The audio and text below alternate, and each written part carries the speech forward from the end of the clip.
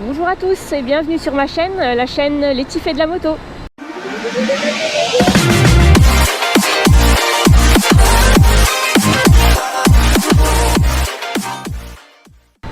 Aujourd'hui je vais vous parler de mon équipement, c'est une vidéo qu'on m'a pas mal demandé en commentaire. Je vais vous parler de ce qui est obligatoire, ce qu'il faut pour passer le permis. Il n'y a que 2 équipements qui sont obligatoires pour rouler sur route. On doit porter un casque depuis 1973 et les gants sont obligatoires depuis fin 2016. Dans l'absolu, on pourrait rouler uniquement avec ça. Voici mon casque. Je l'ai acheté il y a maintenant quelques années.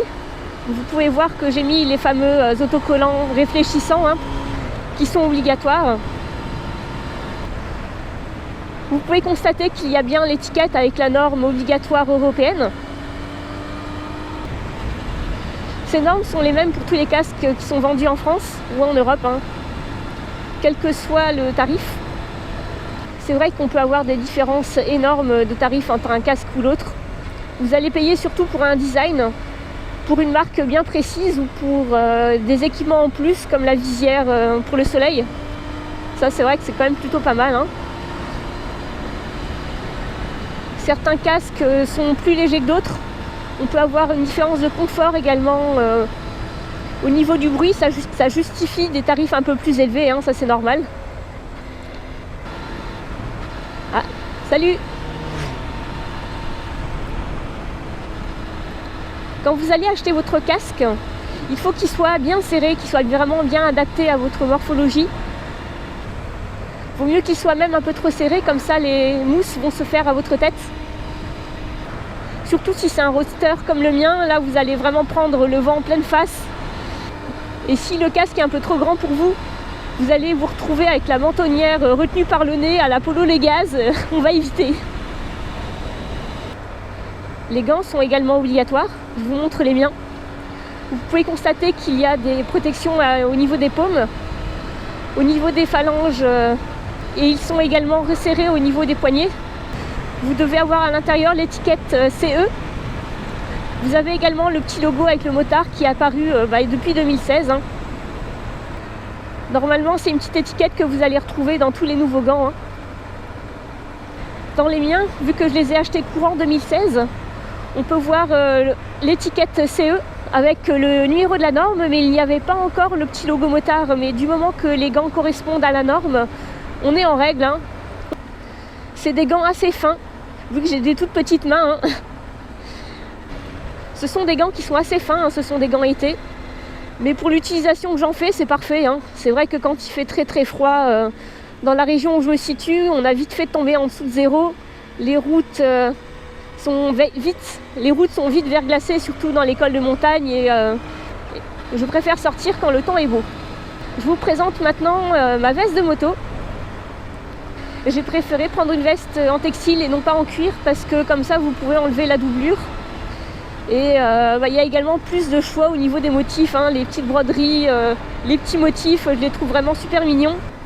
Et ça sur du cuir c'est moins évident de retrouver des petits motifs comme ça féminins. C'est un choix personnel. Celle-ci est renforcée au niveau des épaules, des coudes, au niveau du dos et on peut également rajouter une dorsale. Je vous montre la mienne, vous pouvez voir qu'il y a une bonne quantité de mousse pour amortir les chocs. C'est vrai que ça limite pas mal les dégâts, on ne sait jamais.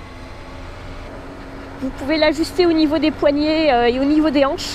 Et comme ça, vous pouvez vraiment l'ajuster à ce que vous portez en dessous de la veste. Comme ça, été comme hiver, elle me va parfaitement. Elle est vraiment bien ajustée et laisse pas passer les petits courants d'air.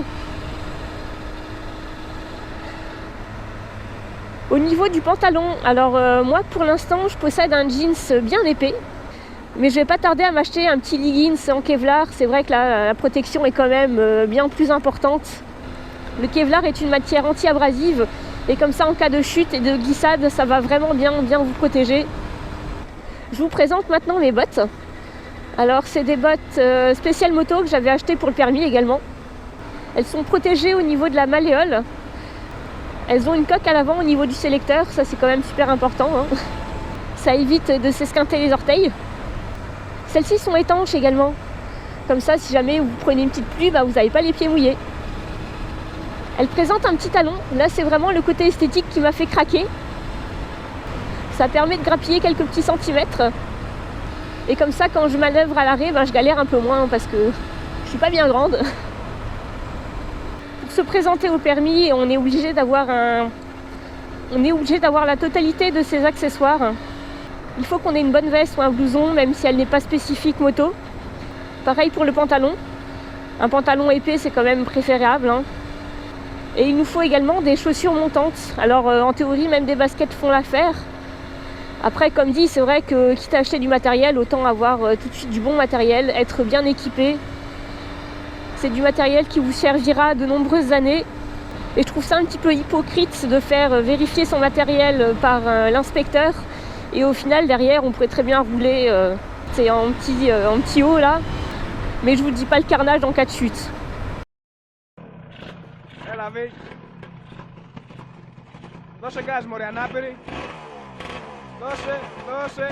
It was at this moment that he knew.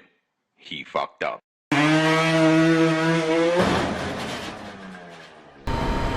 Je voulais profiter de cette vidéo pour dire un gros merci à Lara 125 System D, salut, qui a eu l'immense gentillesse de me présenter sur sa chaîne.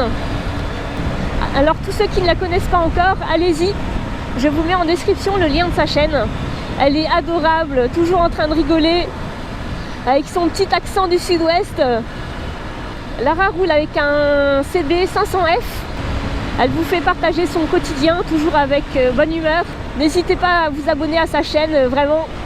Merci également à tous ceux qui lui ont fait confiance, qui sont maintenant abonnés à ma chaîne. Je vous souhaite la bienvenue. Merci à tous d'avoir regardé jusqu'à la fin. Abonnez-vous.